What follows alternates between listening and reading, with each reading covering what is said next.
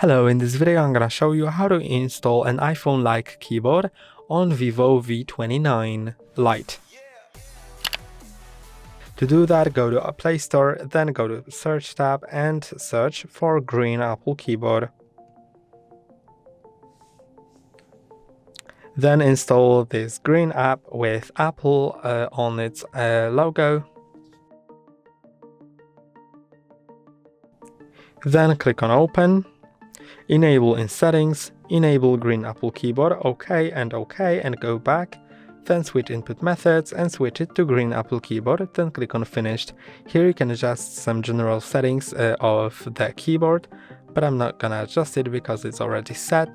And you can go into any app that you can type in. I'm choosing Google, and you can see that you can use your iPhone keyboard already. So let's use it to go into our website. And that's all for today. Don't forget to like and subscribe. See you next time.